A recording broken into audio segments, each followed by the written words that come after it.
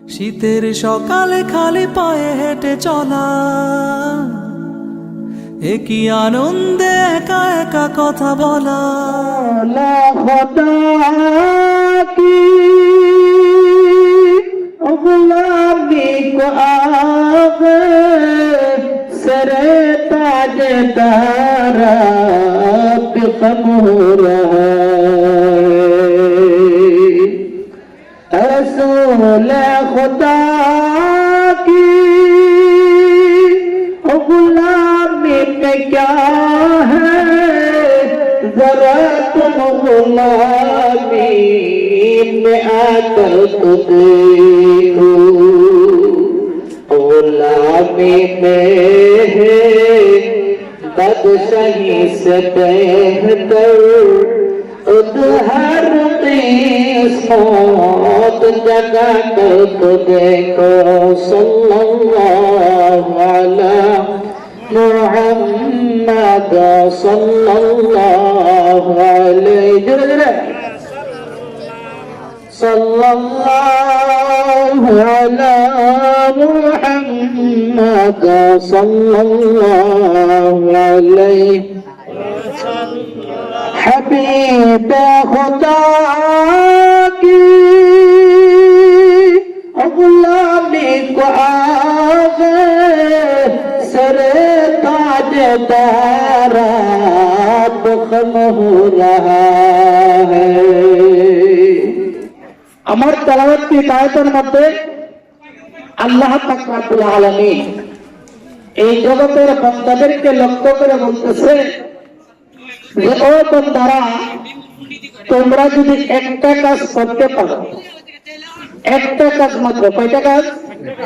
একটা কাজ যদি করতে পারো, তাহলে আমি আল্লাহ তোমাদের রাস্তা আমি খুলে দিব। সুবহানাল্লাহ। কিসের রাস্তা? দুনিয়া আখিরাত উভয় জগতে যত বিপদের রাস্তা আছে, যত আযাব গজবের রাস্তা আছে, সেই আযাব গজবের পথ থেকে তোমাকে মুক্তির পথে আল্লাহ তাআলা নিয়ে আসবে। বলেন সুবহানাল্লাহ। একটা কাজ, এই কাজটা যদি আমাদের মধ্যে থাকে, আল্লাহ তাআলা কোরআনের মধ্যে বলেন ومن يتق الله يجعل له مخرجا ويرزقه من حيث لا يحتسب। আল্লাহ পাক রব্বুল আলামিন বলেন, ও জগতের বান্দা বান্দীরা, তোমরা যদি দুনিয়ার বুকে একটা কাজ করতে পারো, তোমাদের মধ্যে যদি একটি আমল থাকে, ওই একটি আমলের বিনিময়ে আমি আল্লাহ পাক রব্বুল আলামিন তোমাদেরকে দুইটা পুরস্কার দান করব। এর মধ্যে একটা পুরস্কার হলো আমি আল্লাহ তোমাদের জন্য দুনিয়া আখিরাত উভয় জগতের সঠিক রাস্তা তোমাদের জন্য করে দেব। সুবহানাল্লাহ। দ্বিতীয় নম্বর হলো আল্লাহ পাক রব্বুল আলামিন বলেন, শুধু তোমাদের জন্য দুনিয়া আখিরাত উভয় জগতে শুধু তোমাদের জন্য রাস্তা খুলে দেওয়া হবে না। আল্লাহ তাআলা বলেন ওয়ারযুকুহু মিন হাইসু লা ইয়াহতাসিব। আল্লাহ পাক রব্বুল আলামিন বলেন, এই পৃথিবীর মুখে মানুষ পরস্পর খুনাখুনি করে, দাঙ্গা হাঙ্গামা করে, একজন আরেকজনকে হত্যা করে শুধু সম্পদের লোভে, ধন সম্পদের লোভে। আল্লাহ পাক রব্বুল আলামিন বলেন, যদি একটি কাজ তোমাদের মধ্যে পাওয়া যায়, তাহলে আমি আল্লাহ তোমাদেরকে এমন জায়গা থেকে তোমাদের রিজিকের ব্যবস্থা করে দেব, যে জায়গা থেকে রিজিক তোমরা পাইবা কোনোদিন কল্পনাও করতে পারো না। সুবহানাল্লাহ। পুরস্কার দুইটা, একটা হলো আল্লাহ তোমাদের জন্য রাস্তা খুলে দিবে, দ্বিতীয় নম্বর হলো যে আল্লাহ তাআলা তোমার কল্পনাতীত জায়গা থেকে তোমার জন্য রিজিকের ব্যবস্থা করে দিবে। বলে সুবহানাল্লাহ। সম্পদের জন্য আজকে সবকিছু, কথা ঠিক না বেটি? হালাল হারাম বাস নাই, চলতেছি না? হালাল হারাম বাস নাই। কিভাবে বড় লোক হবো, কিভাবে সম্পদ একত্রিত করবো, সব কিছু করতেছি, কিন্তু একবার মরণের কথা চিন্তা করলাম না যে সম্পদ তো আমার সঙ্গে যাবে না, সবগুলা দুনিয়ার বুকে থেকে যাবে, আমি খালি হাতে শূন্য হাতে কবরে যেতে হবে। কথা ঠিক না বেটে? ওরে মানুষ হইতে বহু দুনিয়ার পিছে, কি জবাব দিবে রে তুই আল্লাহর কাছে, কি জবাব দিবে রে তুই আল্লাহর কাছে। হালাল হারাম না মানিয়ে কত টাকা করছো কামাই, এত টাকা রাখবা কোথায়, কাফনের তো পকেট নাই। কথা ঠিক না বেটি? হালাল হারাম না মানিয়ে কত টাকা করছো কামাই, এত টাকা রাখবা কোথায়, কাফনের তো পকেট নাই। মরণকালে টাকা কি কারো সঙ্গে গেছে, মরণকালে টাকা কি কারো সঙ্গে গেছে, কি জবাব দিবে রে তুই আল্লাহর কাছে, কি জবাব দিবে রে তুই আল্লাহর কাছে। ওরে মানুষ হইতো বেহুল দুনিয়ার পিছে, কি জবাব দিবে রে তুই আল্লাহর কাছে, কি জবাব দিবে রে তুই আল্লাহর কাছে। কথা ঠিক না বেটি? আল্লাহ পাক রব্বুল আলামিন বলেন, ও জগতের বান্দা বান্দিরা, দুনিয়ার মধ্যে হালাল হারাম বাস নাই, সম্পত্তির পিছনে পড়ে এত দৌড়াদৌড়ি করতেছো, আমি আল্লাহ বলতেছি তোমাদের মধ্যে যদি একটি মাত্র কাজ থেকে থাকে, ওই একটি কাজের বিনিময়ে আমি আল্লাহ তোমাদের রিজিক এমন জায়গা থেকে প্রস্তুত করে দেব, যে জায়গা থেকে রিজিক আসবে তুমি কোনোদিন কল্পনা করতে পারো না। বলেন সুবহানাল্লাহ। কয়টা কাজ? কয়টা কাজ? কথা বুঝতেছেন? একটা কাজ। এই কাজটা কি জানতে হবে কি হবে না?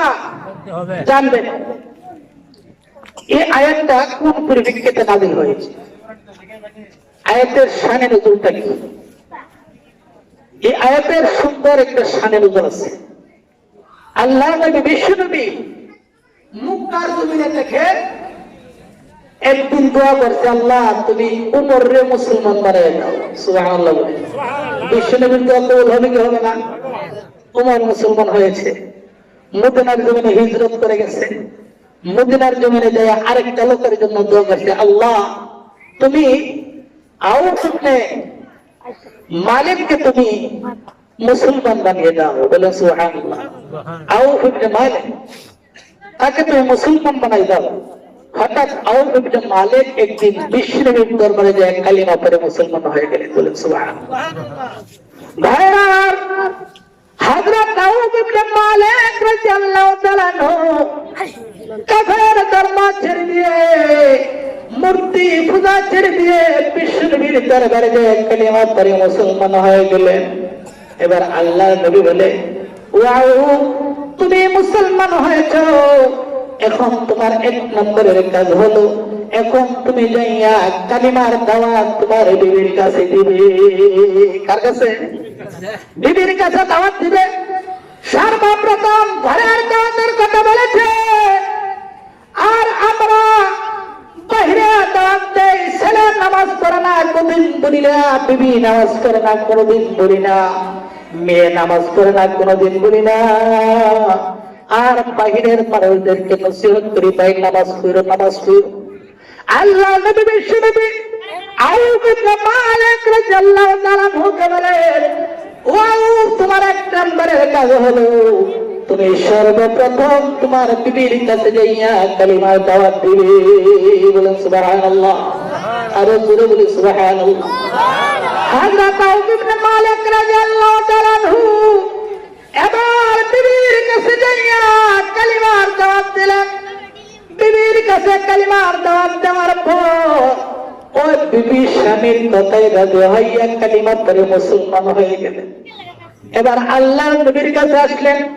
আল্লাহর নবী বলে, ও আউফ ইবনে মালিক, এবার তোমার দ্বিতীয় নম্বর কাজ হলো, তোমার পুত্র সন্তান রয়েছে, তোমার পুত্র সালেমকে ইসলামের দাওয়াত দিয়ে দাও। বলে সুবহানাল্লাহ।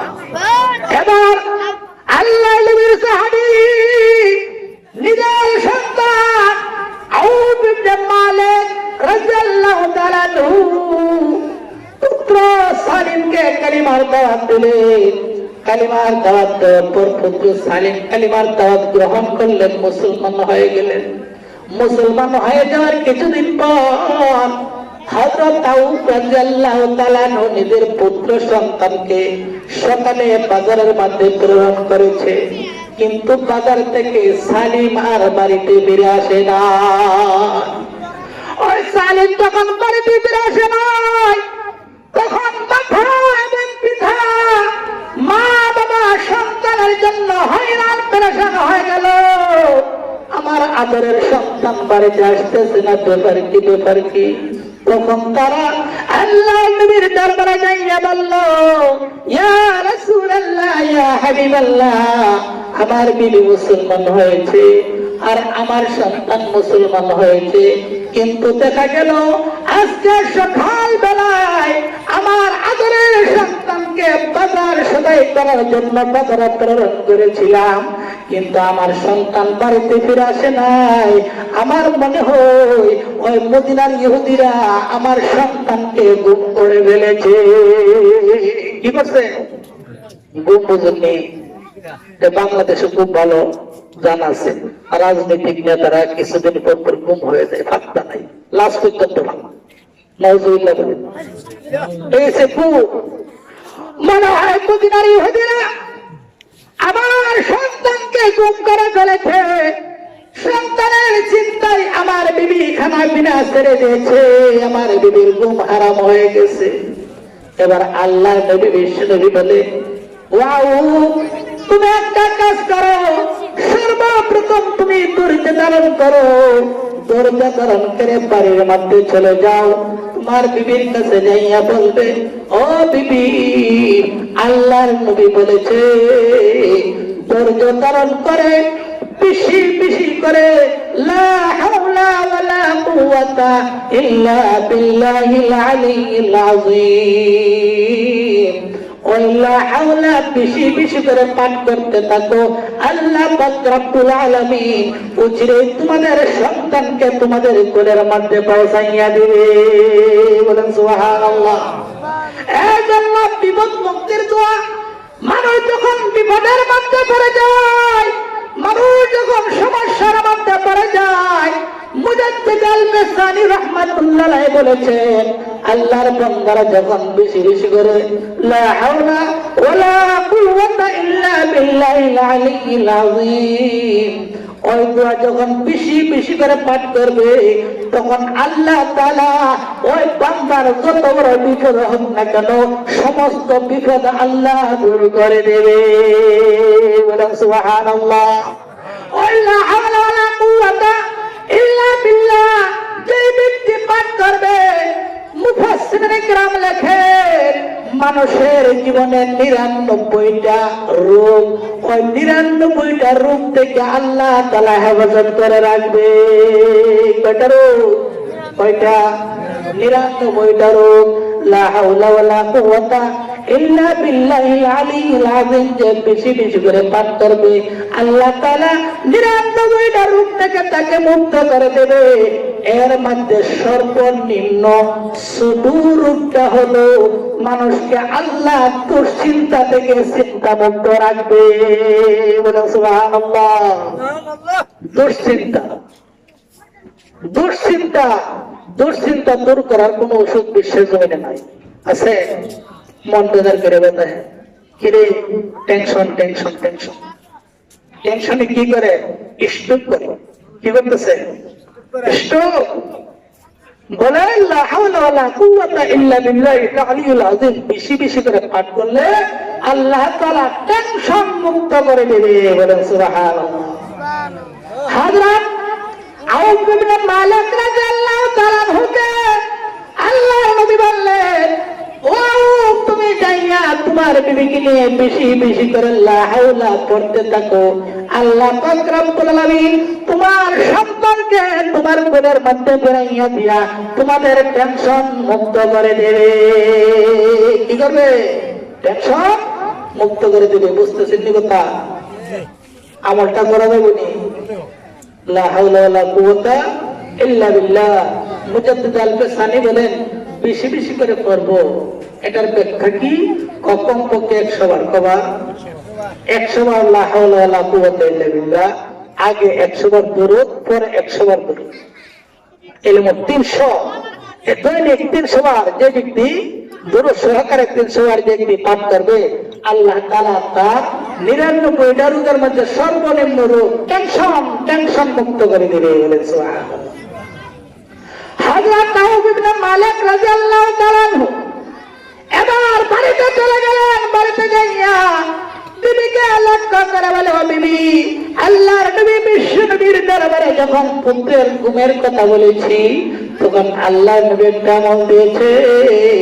ওই আমলটা আল্লাহর নবী বলেছে বেশি বেশি করে করার জন্য। ওই আমলটা করলে আল্লাহ পাক আমাদের পুত্র সন্তানকে উদ্ধার করে আমাদের কাছে ফেরত দিয়ে দেবে। বলেন সুবহানাল্লাহ। এরকম কথা আউফ ইবনে মালিক রাদিয়াল্লাহু তাআলা আনহু একদিন নয়, দুদিন নয়, 3 দিন পর্যন্ত বিবিকে নিয়ে সেই দোয়া পড়তেছে, নামাজ পড়বার আল্লাহর দরবারে কান্নাকাটি করতেছে। 3 দিন পার হয়ে গেল, কিন্তু সন্তান বাড়িতে ফিরে আসলো না। ওই অবস্থায় হযরত আউফ ইবনে মালিক রাদিয়াল্লাহু তাআলা আনহু 3 দিনের মধ্যে আবার বিশ্বনবীর কাছে আসলেন। বিশ্বনবীর কাছে এসে বলে, ইয়া রাসূলুল্লাহ, ইয়া হাবিবাল্লাহ, আজ 3 দিন পর্যন্ত সেই দোয়া আমরা পড়তেছি, নামাজ পড়তেছি, আল্লাহর কাছে দোয়া করতেছি, কিন্তু আমার পুত্র সালেম এখনো বাড়িতে ফিরে আসে নাই। আল্লাহ রাসূল বলে, আসে নাই? 3 দিন পর্যন্ত আমল করতেছে। আচ্ছা, সন্তান যদি নিখোঁজ হয়, মনে শান্তি থাকবে? শান্তি থাকবে? শান্তি থাকবে। ওই অবস্থায় আল্লাহ নবী বিশ্ব নবী এবার হযরত আউফ রাদিয়াল্লাহু তাআলা কে ডাক দিয়ে বলে, এ আউফ, তুমি ওযু করে আসো। এই কথা বলার পর হযরত আউফ ইবনে মালিক রাদিয়াল্লাহু তাআলা ওযু করে আসলেন। ওযু করে আসার পর আল্লাহ নবী বলেন, দাঁড়াও, আমার সঙ্গে 2 রাকাত নামাজ পড়ো। এবার আল্লাহ নবী 2 রাকাত নামাজ পড়লেন। আউফ ইবনে মালিক রাদিয়াল্লাহু তাআলা 2 রাকাত নামাজ পড়লেন। 2 রাকাত নামাজ পড়ে আল্লাহ নবী বিশ্ব নবী এবার আল্লাহর দরবারে হাত উত্তোলন করলেন, এ প্রভু, প্রভু গো, আউফ ইবনে মালিকের সন্তানকে তুমি উদ্ধার করে দাও। আউফ রাদিয়াল্লাহু তাআলা ইসলাম ধর্ম গ্রহণ করেছে, আর বিবি ইসলাম ধর্ম গ্রহণ করেছে, তার পুত্র ইসলাম ধর্ম গ্রহণ করেছে। কেন মুসলমান হয়েছে? ওই অপরাধে ওই সালিম রাদিয়াল্লাহু তাআলা হকে গুম করেছে। ও আল্লাহ, ওই সালিমকে তুমি উদ্ধার করে তার মা বাবার কোলের মধ্যে পৌঁছাইয়া দাও। এরকম ভাবে আল্লাহ নবী যখন আল্লাহর দরবারে যখন দোয়া করতেছে, ওই অবস্থায় সালেম রাদিয়াল্লাহু তাআলার জন্য বাবা ধার করে কাঁদতেছে। এবার হযরত আউফ ইবনে মালিক রাদিয়াল্লাহু তাআলা দুয়ার মধ্যে দিয়ে আল্লাহ নবীর চেহারার দিকে তাকাইলেন। তাকাইয়া দেখে আল্লাহর নবী দুয়ার মধ্যে হঠাৎ একটা মুস্কি হাসি মেরেছে। আল্লাহ নবী তো শেষ করে এবার আউফ রাদিয়াল্লাহু তাআলা ওকে বলে, আউফ, তুমি চিন্তা করিও না, আল্লাহ পাক রব্বুল আলামিন তোমার দোয়া কবুল করেছে, তোমার দোয়া কবুল করেছে। আর কোনো টেনশন নাই, তুমি বাড়িতে চলে যাও, ফজরের আগে তোমার সন্তান বাড়িতে চলে আসবে। আর জোরে বলে সুবহানাল্লাহ। আউফ, বাড়িতে চলে যাও, টেনশন করো না, ফজরের আগেই তোমার সন্তান চলে আসবে। হযরত আউফ রাদিয়াল্লাহু তাআলা আনহু সন্তান সঙ্গে বিশ্বনবীর দরবারে গেছিলেন। এবার হযরত আউফ ইবনে মালিক রাদিয়াল্লাহু তাআলা আনহু বিশ্বনবীর কথায় সন্তুষ্ট হয়ে এবার নিশ্চিন্তায় বাড়ির দিকে রওনা দিলেন। যখন বাড়ির দিকে রওনা দিলেন, বাড়ির মধ্যে গেলেন। এবার বিবিকে যাইয়া বললেন, ও বিবি, আমার নবী বলেছে আজকে ফজরের আগে আগে আমাদের পুত্র আমাদের কুলে আল্লাহ ফিরত দিয়ে দিবে, বলে সুবহানাল্লাহ। এবার বিবি সারা রাত্র ঘুমাই নাই, সন্তানের টেনশনে ঘুমাই নাই। আমার নবী বলে আজকে রাত্রে আমার সন্তান ফিরে আসবে, সন্তান ফিরে আসবে। এরকম ভাবে রাত্রে ঘুমাই নাই, সন্তানের জন্য অপেক্ষা করতেছে। ওই অবস্থায় হঠাৎ ফজরের সময় দরজার মধ্যে হঠাৎ একটা আওয়াজ হইল, আব্বা, ও আব্বা। আব্বা বলে যখন ডাক দিলেন, ডাক দেওয়ার সঙ্গে সঙ্গে হযরত আউফ ইবনে মালিক রাদিয়াল্লাহু তাআলা আনহু বলে, সম্ভবত সেই কণ্ঠটা আমার সন্তানের কণ্ঠ হবে। আমার মনে হয় আমার সন্তান ফিরে এসেছে, ওই কণ্ঠটা আমার সন্তানের কণ্ঠের মতো লাগতেছে। আবার যখন মা মা বলে ডাক দিলেন, এবার আউফ ইবনে মালিকের মা ধূর যে দরজার কাছে যাইয়া বলতেছে, ওই কণ্ঠটা আমার সন্তানের কণ্ঠ, নিশ্চিত আমার সন্তানের কণ্ঠ, আমার সন্তান ফিরে এসেছে। যখন দরজা খুলে দিলেন, দরজা খুলে দেওয়ার সঙ্গে সঙ্গে দেখা যায় হযরত আউফ ইবনে মালিকের সন্তান হযরত সালেম রাদিয়াল্লাহু তাআলা দরজার সম্মুখে উপস্থিত হয়ে গেছে। ওই দরজার সম্মুখে সালেম দাঁড়ালো। এবার মা এবং বাবা হযরত সালেম রাদিয়াল্লাহু তাআলা বুকের সঙ্গে জড়াইয়া ধরে বলতেছে, বাবা, হ্যাঁ বাবা, তুমি 3 দিন পর্যন্ত কোথায় ছিলে? তোমার টেনশন আমাদের ঘুম নাই, তোমার টেনশন আমাদের খাবার দাবার কিছু নাই। আমরা বিষ্ণুর দরবারে তোমার জন্য দোয়া চেয়েছি। হ্যাঁ বাবা, চলো বিষ্ণুর দরবারে চলে যাই। এই কথা বলে সালেম রাদিয়াল্লাহু তাআলা নূর পিছনে তাকাইয়া দেখে একটা নাই, টুটু নয়, ওই সালেমের সঙ্গে উট, পুকরি, পেরা, দুম্বা মিলে 4000 জানোয়ার তার সঙ্গে বাড়িতে চলে এসেছে। কয় হাজার? 4000 উট, পেরা, দুম্বা। কি 4000 তার বাড়িতে, তার পিছনে। এবার আউফ ইবনে মালিক রাদিয়াল্লাহু তাআলা আনহু হযরত সালেম রাদিয়াল্লাহু তাআলা আনহুকে ডাকতে বলে, ও সালেম, সেই উট বকরি কোথায় থেকে নিয়ে এসেছো? হযরত সালেম বলে, আব্বা, সেই উট বকরির ব্যাপারে আমি কিছুই জানি না, ওইগুলা আমি আনি নাই, কোথায় থেকে চলে আসলো আমি কিছুই জানি না। এই কথা বলার পর আউফ ইবনে মালিক রাদিয়াল্লাহু তাআলা আনহু তার পুত্র সালিম রাদিয়াল্লাহু তাআলা আনহুকে সহ বিশ্বনবীর দরবারে চলে গেলেন। এবার বিশ্বনবীর দরবারে চলে যাইয়া আল্লাহর নবী এবার সালিমকে জিজ্ঞাসা করে, সালিম, তুমি 3 দিন পর্যন্ত কোথায় ছিলে? কি অবস্থায় ছিলে? কিভাবে এসেছো? এবার সালিম নিজের জবানে আল্লাহর নবীর দরবারে 3 দিনের বর্ণনা দিয়ে দিলেন। হযরত সালিম রাদিয়াল্লাহু তাআলা বলেন, ইয়া রাসূলুল্লাহ, ইয়া হাবিবাল্লাহ, আমি যখন বাজার করার জন্য বাজারের মধ্যে রওনা দেই, তখন রাস্তা থেকে আমাকে ইহুদিরা ধরে একটি জঙ্গলের মধ্যে নিয়ে যায়। ওই জঙ্গলের মধ্যে একটি ঝুপড়ি জারের ভিতরে আমার রেখেছে। ওই 3 দিন পর্যন্ত সেই জঙ্গলের মধ্যে আমাকে আবদ্ধ করে রেখেছে। 3 দিনের মাথায় আজকে রাত্রে আমাকে হত্যা করার জন্য তারা পরামর্শ করেছে। আজকে রাত্রে আমাকে হত্যা করে দেবে, হত্যা করে আমার লাশ গুম করে ফেলবে। তারা পরামর্শ করলেন আজকে রাত্রে আমাকে হত্যা করবে। আমি তাদের পরামর্শ শুনে আমি নিশ্চিত হয়ে গেলাম আজকে রাত্রে মনে হয় জীবনের শেষ বিদায় সেই দুনিয়া থেকে গ্রহণ করব। আমি শেষ বিদায়ের জন্য প্রস্তুতি গ্রহণ করলাম। আমি দুনিয়া থেকে বিদায় হয়ে যাব, আমাকে তারা হত্যা করে ফেলবে। তখন আমি আল্লাহর দরবারে দোয়া করতেছি, বাবু আমি যদি ইসলাম ধর্ম গ্রহণ করার কারণে সেই ইহুদিরা যদি আমাকে কষ্ট দিতে চায়, আমাকে হত্যা করতে চায়, মাবুদ গো, এই জঙ্গলের মধ্যে তুমি সারা বাঁচানোর কোনো মালিক আমার নাই। কথাই কাবেটি আল্লাহ তারা কেউ আছে? ওই জঙ্গলের মধ্যে তুমি সারা বাঁচানোর কেউ নাই।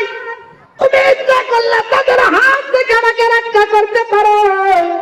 এরকম ভাবে সালিম রাদিয়াল্লাহু তাআলা বলে, ইয়া রাসূলুল্লাহ, ইয়া হাবিবাল্লাহ, আমি যখন আল্লাহর দরবারে দোয়া করতেছি, হঠাৎ তাকাইয়া দেখি আকাশটা মেঘাচ্ছন্ন হয়ে গেছে। বলেন সুবহানাল্লাহ।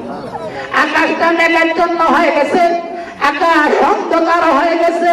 হঠাৎ দেখতে পাইলাম সেই আকাশ থেকে বিজলি চমকাচ্ছে, বিজলি চমকাচ্ছে, যেটাকে আমরা আমাদের গ্রাম্য ভাষায় টাডা বলি। টাডা টাডা পড়তেছে, বিজলি চমকাইতেছে। যখন বিজলি চমকাইতেছে, হঠাৎ বিজলি চমকাইতে আরম্ভ করেছে। ওই বিজলি চমকানোর মাধ্যমে আমার চতুর্দিকের ইহুদিদেরকে আল্লাহ কোথায় নিয়ে গেলেন আমি জানি না। বলেন সুবহানাল্লাহ। আরো জোরে বলেন সুবহানাল্লাহ। ইয়া রাসূলুল্লাহ, বিজলি চমকানোর সঙ্গে সঙ্গে প্রচন্ড বাতাস ছেড়ে দিয়েছে। ওই বাতাসে সেই ইহুদিদেরকে আল্লাহ তাআলা কোথায় নিয়ে গেলেন আমার জানা নেই। হঠাৎ দেখি আমার আশেপাশে কেউ নাই, তখন আমি খালি ময়দান। এবার বলি জান বাঁচাই, জান বাঁচাই। জঙ্গল থেকে বের হয়ে গেলাম। এবার জঙ্গল থেকে বের হয়ে আমি বাড়িতে আসবো, মদিনার জমিনে আসবো, কিন্তু আমার রাস্তা চিনা নাই। আমি বাড়িতে কিভাবে আসবো? আমি টেনশনের মধ্যে ভরে গেলাম। ওই টেনশনের মধ্যে যখন পড়ে গেলাম, যখন টেনশন করতেছি, হঠাৎ থেকে একটা আওয়াজ আসলো, হে সালেম, তুমি টেনশন করিও না, টেনশন করিও না। হে সালেম, তুমি সামনে বাড়ো, সামনে বাড়ো। তখন আমি সামনের দিকে বাড়তে আরম্ভ করলাম। গায়েব থেকে আওয়াজ, সালেম সোজা চলো, সোজা চলো। আমি সোজা চলতেছি। আবার গায়েব থেকে আওয়াজ আসলো, সালেম ডাইনে যাও, ডাইনে যাও। তখন আমি ডাইনে যাই। আবার গায়েব থেকে আওয়াজ আসে, সালেম বামে যাও, বামে যাই। আমি বামে যাই। আবার গায়েব থেকে আওয়াজ আসে, সালেম সামনে যাও, সোজা যাও। তখন আমি সোজা যাইতে আরম্ভ করলাম। সুবহানাল্লাহ বলেন, আরো জোরে বলেন সুবহানাল্লাহ। ইয়া রাসূলুল্লাহ, ইয়া হাবিবাল্লাহ, সেই গায়েব থেকে আওয়াজ দিচ্ছে। কে আওয়াজ দিচ্ছে আমি দেখি নাই, কাহাকেও দেখি নাই। ওই গায়েব থেকে আওয়াজ আসছে, আমাকে রাস্তা দেখাই দিতে, সালেম সোজা, সোজা, সোজা। তখন আমি সোজা যাই। আবার কখন বলে, সালেম বাঁকা পথে যাও, ডাইনে যাও, ডাইনে যাই। সালেম বামে যাও, বামে যাই। এরকম ভাবে গায়েবের আওয়াজ শুনতে শুনতে আমি সালেম এক সময় দেখা যায় ফজরের আগে আমার মা বাবার দরজার মধ্যে অবস্থিত হয়ে যায়। আরো জোরে বলে সুবহানাল্লাহ। সুবহানাল্লাহ গুলো কষ্ট লাগে। সুবহানাল্লাহর ওয়াজ জাফর ভট্ট আতিকুল্লাহ সাহেব ইলুপাড়া, এর হুদা আপনাদের মধ্যে সুবহানাল্লাহ বলছেন। আতিকুল্লাহ সাহেব কি কইছেন একবার সুবহানাল্লাহ বললেন? কয়টি সব, কয়টি সব সুবহানাল্লাহ একবার বললে আতিকুল্লাহ সাহেব কি কয়ে গেছেন? কয়টি সব বলবো? এক গাঠি ভুলে গেছেন? কয়টি সব কইছি? এক গাঠি। গাঠিটা কত বড় কইছি? আসমান জমিনের ফাঁকা, আসমান জমিনের ফাঁকা টাকা যত বড় অত বড় একটা গাঠি হবে। সুবহানাল্লাহ। এর হতো সুবহানাল্লাহ বলেন। হ্যাঁ, তাই কি মনে করতেছেন কেন? মসজিদের জড়িত শুধু দেখি জীবন বড় সঙ্গী। যাই হোক, এবার আল্লাহ নবী বিশ্বনবীকে বলে, ইয়া রাসূলুল্লাহ, ইয়া হাবিবাল্লাহ, এরকম ভাবে গায়েবের আওয়াজ অনুসরণ করতে করতে এক সময় দেখা যায় আমি সালিম আমার মা বাবার ঘরের দরজার মধ্যে এসে পৌঁছে গেছি। এবার আল্লাহ নবী জিজ্ঞাসা করে, এ সালিম, তোমার বাবা বলেছে তোমার সঙ্গে জঙ্গল দেখে একটি নয়, দুটি নয়, 4000 উট বকরি চলে আসছে। ওইগুলা তুমি কোথায় থেকে আনলা? হযরত সালিম বলে, ইয়া রাসূলুল্লাহ, ওইগুলা আমি আনি নাই, এই সম্বন্ধে আমি কিছু জানি না। সুবহানাল্লাহ। সঙ্গে সঙ্গে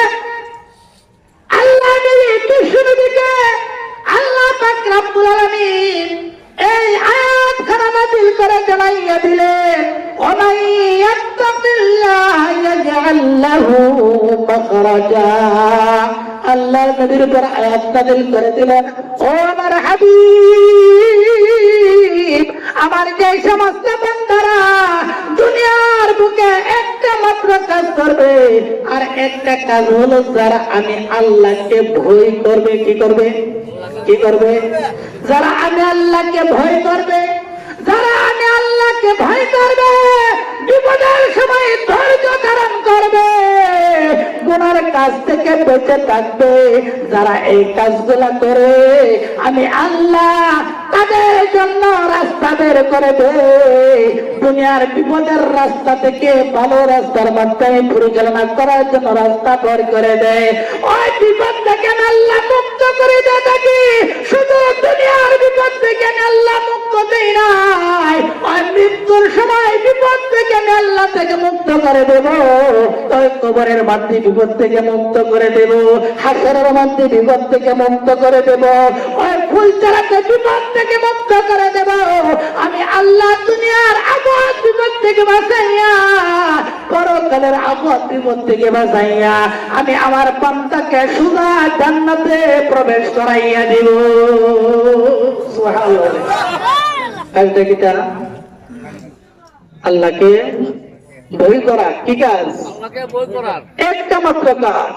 আল্লাহ নবীকে জানাইয়া দিলেন, ও আমার হাবিব হযরত মালিক ইবনে আউফ রাদিয়াল্লাহু তাআলা আনহু আমাকে ভয় করেছে।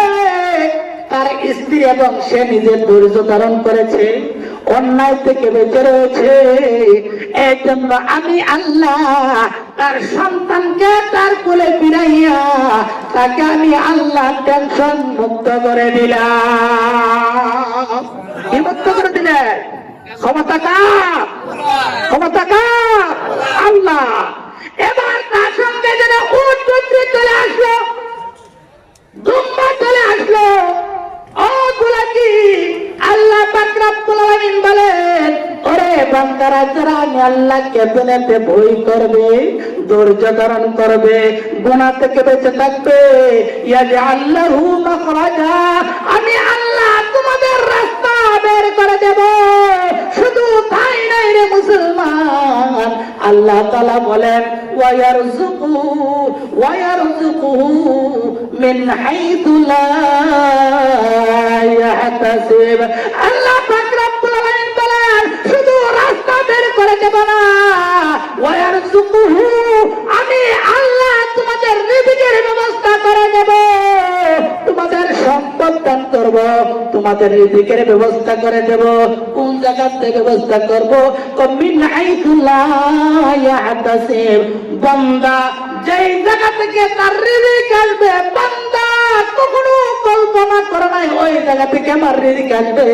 আমি আল্লাহ বান্দার কল্পনা দিত জায়গা থেকে বান্দার রিজিকের ব্যবস্থা করে দে। সুবহানাল্লাহ। কথার কথা এক জায়গায় গেছে, খুব কিপটা মানুষ, খাওয়ার বোঝে কিপটা, এই আশা কিন্তু জীবনে করে না, কিন্তু ঠিক না?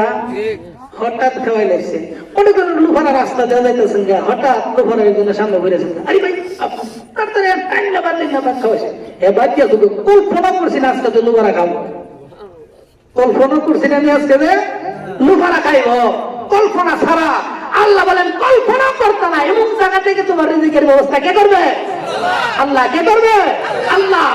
আল্লাহ পাক রব্বুল আলামিন বলেন, ও আমার হাবিব হযরত আউফ ইবনে মালিক রাদিয়াল্লাহু তাআলা আনহু আমি আল্লাহকে ভয় করেছে, আমি আল্লাহকে ভয় করেছে, গুনাহ থেকে বেঁচে গেছে, ধৈর্য ধারণ করেছে। এই জন্য সন্তান বিরুদ্ধে আমি আল্লাহ তার টেনশন মুক্ত করে দিলাম। পাশাপাশি জঙ্গল থেকে ওই 4000 উট বকরি দিয়ে আমি আল্লাহ তাহার রিজিকের ব্যবস্থা করে দিলাম। কি করতে? আউফ ইবনে মালিক কে ভাবছিল জীবনে যে জঙ্গল থেকে আল্লাহ মাল্লাকে মুক্তি বানাইবো, ভাবছে? কল্পনা ছাড়া। আল্লাহ বলে, আল্লাহ রাসূল বলে, এ আউফ ইবনে মালিক, এই 4000 উট বকরি তোমার জন্য বোনাস। সুবহানাল্লাহ। তোমার জন্য কি বোনাস? তোমার সন্তান লাইছে, সন্তানের সঙ্গে এইগুলা বোনাস দিয়েছে, ওইগুলা তোমার জন্য আল্লাহ তাআলা দান করেছে। ওইগুলা তুমি যেভাবে ইচ্ছা তুমি এইভাবে তুমি ব্যয় করো, কোনো সমস্যা নাই। বলেন সুবহানাল্লাহ। তখন ওই হযরত মালিক ইবনে আউফ রাদিয়াল্লাহু তাআলা হতে এরকম ভাবে সম্পদ দান করলেন, সন্তান দান করলেন। কাজটা করছে কি? আল্লাহকে ভয় করেছে। কি করছে? আল্লাহকে ভয় করেছে। এই জন্য বলে ওমাইয়াত্তাকিল্লাহ, যে ব্যক্তি আল্লাহকে ভয় করে, যে ব্যক্তি কি করে? কি করে তুমি বলেন?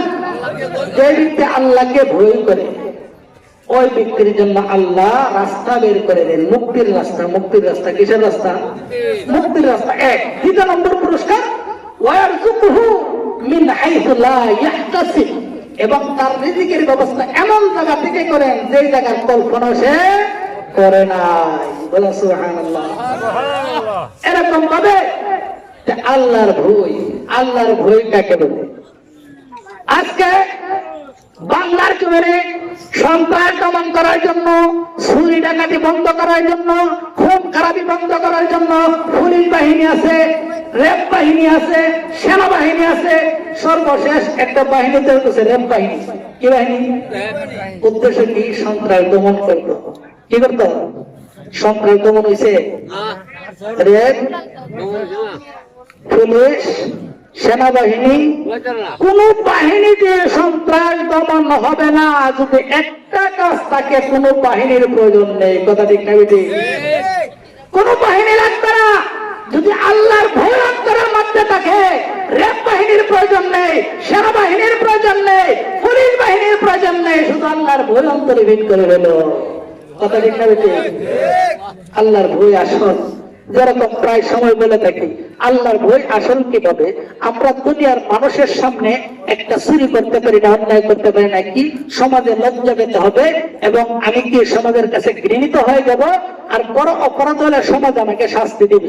এই ভয়ে মাতা পিতার সামনে সন্তান অপরাধ করতে পারে না। একটা নারীর গায়ে ধরতে পারবো মাতা পিতার সামনে? কেন? মা বাবা দিক খেলাইব। এই ভয়টা যদি তোমার ভিতরে যায় যে আল্লাহ দিক খেলাইব, তখন আর করতে পারবেন না।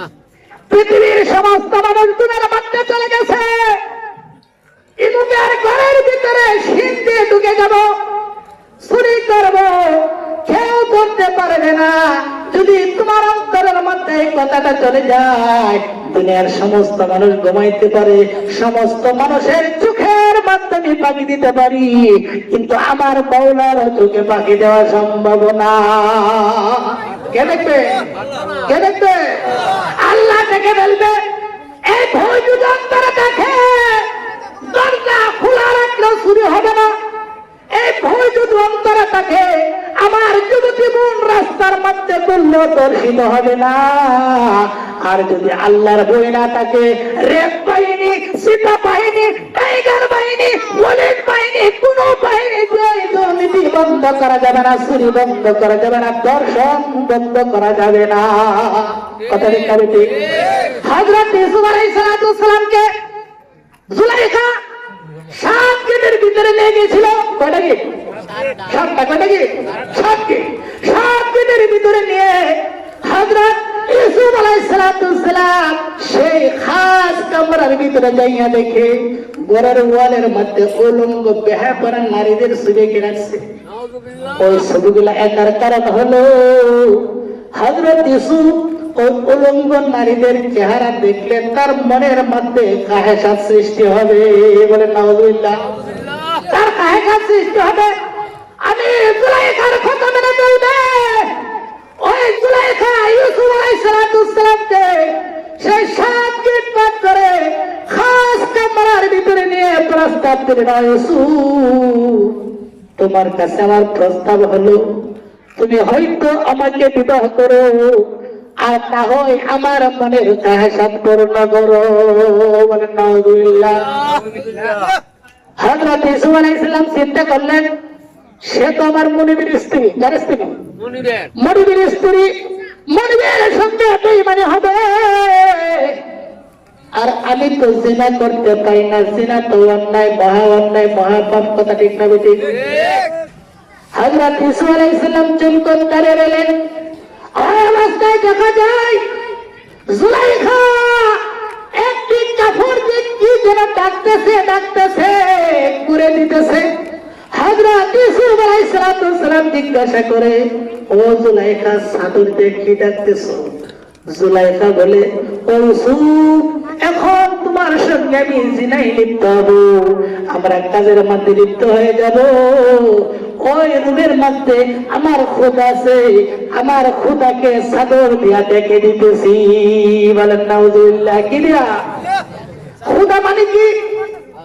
ওই জুলাইখা মূর্তি পূজক ছিল, ওই মূর্তি করার মধ্যে ছিল। ওই মূর্তির সম্মুখে কিভাবে অন্যায় কাজ করবে? মূর্তি দেখে ফেলবে, লজ্জা শরম, ওই খোদা তার প্রতি নাখুশ হয়ে যাবে। এই জন্য জুলাইখা বলে, ও ইউসুফ, আমার মূর্তি নামক খোদা যেন আমাদের সেই কুকর্ম না দেখতে পারে, এই জন্য চাদর দিয়া ডেকে দিতেছি। বলেন নাউজুবিল্লাহ। আরো জোরে বলেন নাউজুবিল্লাহ। মূর্তির কোনো দেখার ক্ষমতা আসেনি? মূর্তির কোনো ক্ষমতা আছে? মূর্তির কোনো ক্ষমতা নাই, মূর্তির কোনো ক্ষমতা নাই। সমস্ত ক্ষমতার মালিক একমাত্র আল্লাহ। কে? সমস্ত ক্ষমতার মালিক একমাত্র আল্লাহ। হযরত ইউসুফ আলাইহিস সালামকে যখন জুলাইখা বললেন, ও ইউসুফ, আমার খোদারে ডাকতেছি, খোদা যাতে না দেখে, সঙ্গে সঙ্গে হযরত ইউসুফ আলাইহিস সালামের ঈমানের স্পৃহা বেড়ে গেল। হযরত ইউসুফ আলাইহিস সালাম ডাকতে বলে, ও জুলাইখা, তুমি শুনো, ও জুলাইখা, তোমার খোদা তো এমন খোদা, সেই খোদাকে তুমি এক পাল্লা কাপড় দিয়ে ডাকলে তোমার খোদার দেখার ক্ষমতা নাই, কিন্তু আমার আল্লাহ তো এমন আল্লাহ, আমার মাওলা তো এমন মাওলা, যে মাওলাকে এক পাল্লা কাপড় গেল 70 পাল্লা কাপড় দিয়ে ডাকলো আমার মাওলার কুদরতি চোখে বাকি দেওয়া যাবে না। আরে বলে সুবহানাল্লাহ। ও ইউসুফ, ও জুলাইখা, তোমার খোদাকে ডেকে তোমার খোদার চোখের মধ্যে বাকি দিতে পারো?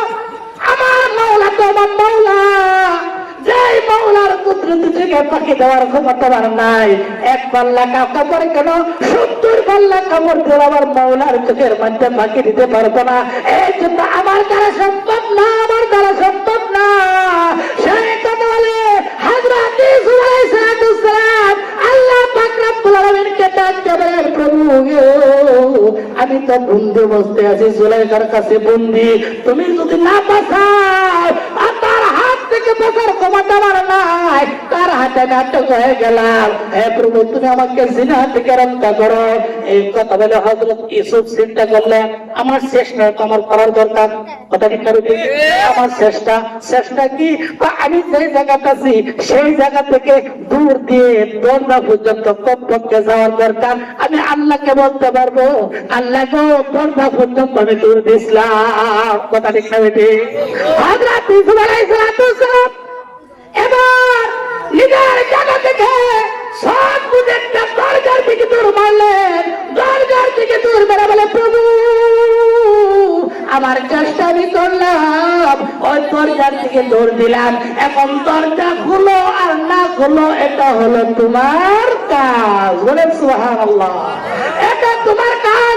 এই কথা বলে হযরত ইউসুফ যখন দূর মারলেন, দূর মারার সঙ্গে সঙ্গে তাফসীরের কিতাবের মধ্যে লেখে হযরত ইউসুফের নাকটা দরজার মধ্যে লাগার আগে একটার পর একটা দরজা চটপট করে খুলে গেল। 7 দিন পার হয়ে গেল। এখন প্রশ্ন হলো, হযরত ইউসুফ আলাইহিস সালাম যে ভুল করেছে, আল্লাহর ভুল, আল্লাহ তাআলা দেখে ফেলবে। সেই ভুল যদি আমার অন্তরের মধ্যে থাকে, আমি চুরি করতে পারবো না, যদি আমার অন্তরের মধ্যে থাকে, রাত্রের অন্ধকারে মাতা পিতার চোখের মধ্যে ফাঁকি দিয়ে, জগৎবাসীর চোখের মধ্যে ফাঁকি দিয়ে নারীকে দর্শন করতে পারবো, নারী সঙ্গী জানা করতে পারবো, চুরি করতে পারবো, ডাকাতি করতে পারবো, দুনিয়ার কেউ দেখবে না, কিন্তু কেউ না দেখুক, আমার মাওলা দেখে ফেলবে। কে দেখে ফেলবে? আমার মাওলা দেখে ফেলবে। এই ভুল যদি অন্তরের মধ্যে থাকে, কোন মানুষ অন্যায় অপরাধ করতে পারে না। কথা ঠিক না বেটি? কত বাহিনীর দরকার আছে? কোন বাহিনী লাগবে না। এই জন্য আল্লাহ তাআলা বলেন, আমি শেষ করে দিচ্ছি, ওয়া ইয়াত্তাকিল্লাহ ইয়াজআল লাহু মাখরাজা। আল্লাহ তাআলা বলেন, যে ব্যক্তি আমি আল্লাহকে ভয় করে, ওয়া ইয়াত্তাকিল্লাহ, যে ব্যক্তি আল্লাহকে ভয় করে, ইয়াজআল লাহু মাখরাজা, আল্লাহ তাআলা তাকে বিপদের রাস্তা থেকে ভালো রাস্তা তার জন্য বের করে দেন। বলেন সুবহানাল্লাহ। শুধু তাই না, আল্লাহ তাআলা বলেন, ওয়া ইয়ারযুকুহু মিন হাইথু লা ইয়াহতাসিব। আল্লাহর ভয় যদি তোমার অন্তরের মধ্যে থাকে, তাহলে আল্লাহ তোমার জন্য এমন জায়গা থেকে রিজিকের ব্যবস্থা করে দিবেন, যে জায়গা থেকে রিজিক আসবে তুমি কোনোদিন কল্পনা করতে পারো না। বলেন সুবহানাল্লাহ। যাই হোক, সর্বকম আমার সময় শেষ হয়ে আরো বাইরে গেছে। আল্লাহ তাআলা আমাকে এবং আপনাদেরকে আমল করার তৌফিক দান করুন। সবাই বলেন আমিন। আর জোরে বলে আমিন। আর একটা আমলের কথা বলছি, মনে আছে নি? ৯৯টা রোগ থেকে মুক্তি পাবে। লা হাওলা ওয়ালা কুওয়াতা ইল্লা বিল্লাহিল আলিয়্যিল আযীম। কমপক্ষে 100 বার, আগে 100 বার দুরূদ, পরে 100 বার দুরূদ, এরপরে লা হাওলা ওয়ালা কুওয়াতা ইল্লা বিল্লাহিল আলিয়্যিল আযীম 100 বার করবেন। আল্লাহ ৯৯টা বিপদ থেকে মুক্ত করে রাখবেন। এর মধ্যে সর্বনিম্ন রূপটা হলো টেনশন। স্টপ করবেন না। সুবহানাল্লাহ বলেন। আল্লাহ তাআলা আমাদের কেমন করে তৌফিক দেন। সবাই বলেন আমিন। ওয়া আখিরু দাওয়ানা আলহামদুলিল্লাহি রাব্বিল আলামিন।